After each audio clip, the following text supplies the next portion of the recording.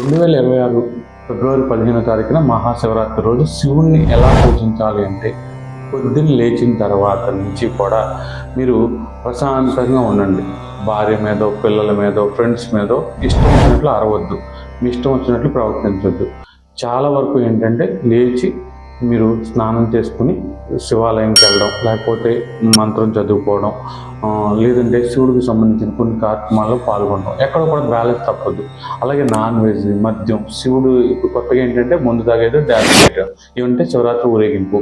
ఇవి కాదు శివరాత్రి అంటే. మీరు ఎవరిని తిట్టకుండా ప్రశాంతంగా ఉండడం, శివాలయానికి వెళ్ళడం, శివాలయంలో ఎక్కువసేపు ఆ కార్యక్రమాల్లో పాల్గొనడం, నలుగురికి సహాయం చేయడం. మీరు అన్ని శివరాత్రి రోజు చేయండి.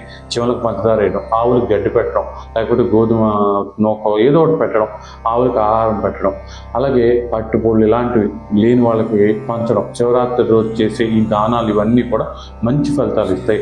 ముఖ్యంగా శివరాత్రి తర్వాత రోజు పెద్దలకి బియ్యం ఇవ్వడం, పంతులుగా లేని వాళ్ళకి ఏదైనా సహాయం చేయడం, స్వయం పాక ఇవ్వడం, ఇలాంటివి చేయడం వల్ల పితృదోషాలు కూడా తొలగిపోయే అవకాశం ఉంటుంది. ఖచ్చితంగా శివరాత్రి 2 రోజులు కూడా చక్కగా ఆచరించండి, మంచి ఫలితాలు వస్తాయి.